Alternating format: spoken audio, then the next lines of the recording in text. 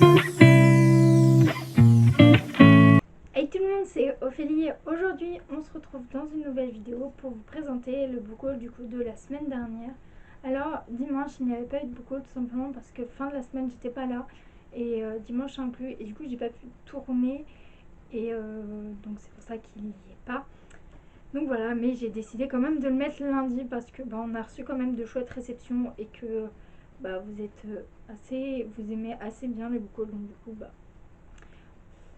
voilà, je pense que c'est pas très grave. En plus, le book haul est vraiment pas trop grand, donc ça ne nécessite pas non plus un énorme temps de visionnage. Donc voilà, donc on va commencer tout de suite, comme d'habitude, par les réceptions partenaires. Et là, je vais commencer avec les éditions 404 qui m'ont envoyé un petit livre qui s'intitule Among Us, un trait dans l'espace de Laura Rivière. Donc ce livre, c'est une histoire non officielle pour ceux qui se demandaient. Et du coup, on va suivre des personnages humains qui ont du coup incarné le rôle des différents personnages qu'on peut retrouver dans le jeu vidéo. Dans l'histoire, en fait, on a aussi des images qui sont vraiment hyper chouettes. Bon, je peux pas trop l'ouvrir parce que il est tout neuf, donc du coup, c'est un peu difficile, mais voilà, franchement, ça a l'air vraiment hyper bien. Et les images ont l'air vraiment hyper belles. Donc voilà, j'ai vraiment hâte de lire cette histoire. Ça a l'air vraiment hyper bien. Et, assez chouette, en plus, il est vraiment court, donc je pense que pour une lecture début été, là, qui va bientôt arriver, ça va être hyper cool. Ensuite, les éditions La Joie de lire m'ont envoyé 2 romans. Donc tout d'abord, on a Baba de Christophe Léon. Donc dans ce livre, en fait, on va suivre, il me semble, une héroïne qui va pas être pris son identité, il me semble. Voilà, et on nous dit l'histoire d'une identité volée. Ça se passe le 11 novembre 1960. Et on va aussi parler de guerre en Algérie et d'une fille blessée par balle qui va du coup aller euh, qui va devoir aller en France pour se soigner, il me semble. Et du coup, en fait, elle va retourner dans son pays. Et bref, je sais pas non plus de trop de quoi ça parle. Le résumé est assez court, comme vous pouvez le voir. Mais en tout cas, ça a l'air un livre hyper touchant et assez bien. Déjà, identité volée, guerre, sûr que ça doit être touchant. Ensuite, le deuxième livre, c'est un livre un peu plus cool et un peu moins touchant, je pense. C'est Le Diable en échange de Christine Neuslinger. Je pense que ça se dit comme ça. Euh, donc, on nous dit qu'il va avoir un correspondant anglais et que du coup, Jasper va voir tous les codes de la bonne famille changer. Donc, ça a l'air quand même assez chouette. La couverture me fait pas forcément envie. Mais à l'intérieur, il n'y a pas d'image et je pense que l'histoire peut être quand même chouette parce que du coup, on va suivre quand même une famille différente. L'anglais va suivre une famille différente, donc je pense que ça peut être quand même assez sympa. Donc, je verrai bien. Mais en tout cas, j'ai hâte quand même de découvrir des nouvelles choses comme ça. Ça me sort aussi de ma zone de confort. Ensuite, les éditions Picard m'ont envoyé un manga, c'est Orient Samurai Case, tome 8, publié chez les éditions écrit par Shinobu Oktaka. Et du coup, je vais pas trop vous dire de quoi ça parle parce que du coup, j'ai pas le tome 7 sur moi. Il faut que j'aille à la librairie Chofac le commander. Mais franchement, déjà, la couverture, elle fait trop envie. Faut juste que je me remette dans le bain avec du coup le tome 7. Peut-être relire la fin du tome 6 parce que cette série commence quand même à dater pour moi dans le sens où les tomes 6, je l'ai lu il y a assez longtemps, du coup je m'en rappelle plus trop. Donc voilà, il va falloir une petite relecture pour se remettre à jour. Mais en tout cas, ils font toujours de magnifiques couvertures. Ensuite, là, je viens de voir que j'avais aussi un autre livre des éditions 404. Donc là, c'est un roman. C'est la. Si je le prends dans mon sens, Le Maléfice de Frugelbourg de Robbie Machniven. Et en fait, c'est dans l'univers du jeu de société Descente. Donc franchement, la couverture est juste trop belle. C'est un bon pavé quand même, qui fait environ 400 pages. Je suis jamais déçue par les éditions 404 et leurs romans. J'ai toujours bien aimé la façon dont ils choisissent leurs livres, la couverture et la plume de l'auteur.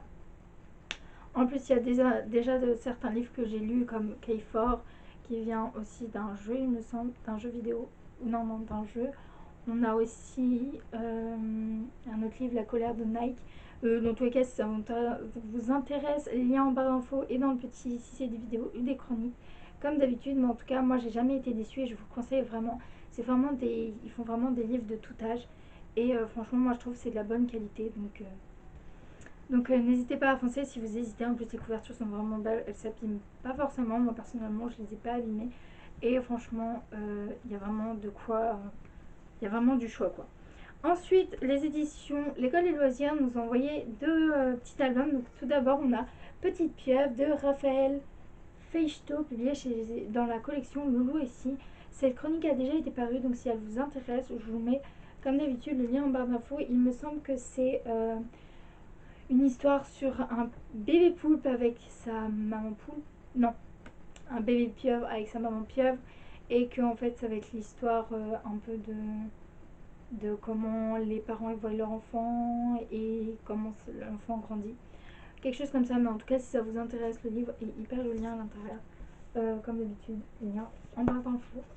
Ensuite, on a Les grandes vacances de Souriceau de Malika Dori, publié dans la collection Toujours Loulou et Si. Cette chronique-là va bientôt paraître et c'est toujours une belle histoire avec une belle écriture, mais vraiment tout en carton assez grand. Franchement, ils font toujours de belles choses, l'école des loisirs. Ensuite, là, on passe plus. Donc, on a fini la catégorie livres partenaires. Et là, du coup, l'autre catégorie, c'est les livres hebdomadaires qu'on reçoit tous les mois. Donc, comme vous pouvez, je pense, vous en douter, c'est mes petits livres d'or. Et du coup, là, on a reçu. Parce qu'en en fait, il y avait une rupture de stock sur tout ce qui est 56 à 59. Et du coup, on vient juste de les recevoir. Donc, des fois, on a des trous parce que, bah, du coup, rupture de stock. Et on les reçoit que maintenant, mais c'est pas très grave. Donc nous, ça ne nous dérange pas trop tant qu'on les reçoit. Donc tout d'abord, le numéro du coup 56, c'est Le Prince et le Pauvre. Donc toujours de magnifiques dessins. Ensuite, on a Bambi 2, donc le numéro 57. On a Dinosaure, le numéro 58. Et on a Monstre Academy, le numéro 59. Franchement, je trouve que Monstre Academy, ses illustrations sont vraiment hyper belles. On dirait, vous savez, un peu les dessins qu'on retrouve dans les dessins animés des enfants avec, de la pastel grasse. Et franchement, ça correspond, je trouve, hyper bien à Monstre ici. Non, Monstre Academy. Donc, ouais, hyper contente. Bah, je préfère plus celui-là, Monstre Academy, avec ses belles images, assez enfantines. Ensuite, on passe aux achats. Donc là, la sous-catégorie du coup de la catégorie achat, c'est sur Vinted. Et ma mère a décidé d'acheter activité pour accompagner le développement de votre enfant, d'après la pédagogie Montessori de Maja Pitami, publiée chez les éditions France Loisirs. Donc voilà. Il présente plein de petites activités. Donc vous avez déjà sûrement dû le voir passer. Parce que en fait ma mère a décidé de le racheter parce qu'il y avait plein de trucs intéressants et que du coup elle voulait l'avoir sous la main. Ensuite on a fait ils ont fait plutôt plein d'achats à la librairie Fac. En plus ce week-end il y a eu le 48 heures BD, donc on a assez de BD qui allaient vraiment trop bien, mais on n'a pas que ça. Donc tout d'abord j'ai offert pour la fête des mères qui était du coup dimanche dernier. Mais du coup, vu que il me semble que j'avais déjà tourné beaucoup avec ça, j'avais pas pu le présenter. Donc c'est 365 jours de Blanca Lipinska, le tome 1, publié chez les éditions Hugo Roman. Donc voilà, ça lui a fait beaucoup plaisir et elle a hâte de le lire. Ensuite, mon frère non, j'ai mal rangé. Donc ma mère a aussi pris les 550 activités Montessori pour découvrir le monde autrement de Jessica Opontem et Chloé Fournier, publié chez les éditions Trusty Kid. Je vais y arriver. Donc là aussi, celui-là, vous avez sûrement dû le voir passer. C'est tout simplement la même chose. Il y avait trop de trucs intéressants. Du coup, ma mère a décidé de se le procurer. Ensuite, elle a pris un petit album à Alexis. C'est Si seulement j'étais de Mia Von Hout. Donc, publié chez les éditions Mine. Il y a un autre livre, je ne l'ai pas sous la main, je viens juste de m'en rendre compte, mais c'est La Mer. Je vous mettrai attendez, je vais me décaler, une image là. pour vous montrer la couverture. Donc voilà, un petit livre sonore. Et voilà, pas d'autre chose à rajouter sur celui-là. Ensuite, là, on passe aux 48 heures BD et on a quand même une pile assez conséquente de BD et de manga. Donc tout d'abord, Mathis a décidé de prendre Pokémon Noir et Blanc de Hidenori Kusaka, publié chez les éditions Kurokawa. Donc voilà, il adore les Pokémon, donc du coup il était hyper content que ce manga se retrouve dans cette sélection. Moi j'ai décidé de prendre Eden 01 dans le ciel de Sakura, publié chez les éditions Pika et écrit par Hiro Mashima. Donc j'avais du coup découvert l'univers de Eden Zero à travers Hero, je crois. Le lien dans le petit.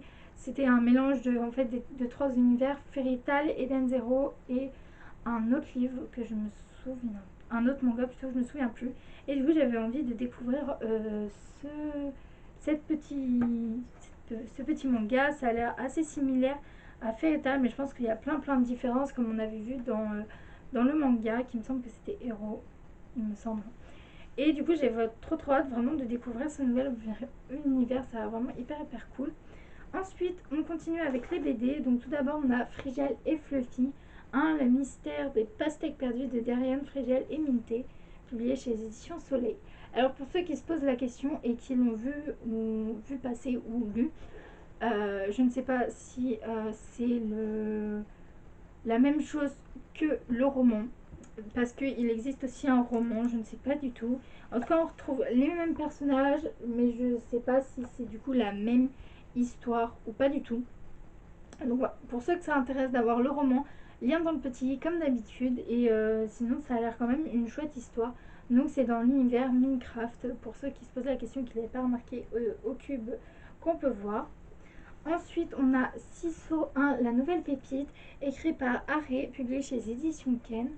Donc je pense qu'on va suivre du coup un petit chat qui va vouloir jouer au foot, être je pense le meilleur. À l'intérieur, les dessins sont comme ceci. Ensuite, on a un livre hyper beau, c'est Enola et les animaux extraordinaires, écrit par Jory Chamblay et Lucille Thibautier, et c'est publié chez les éditions de La Gouttière.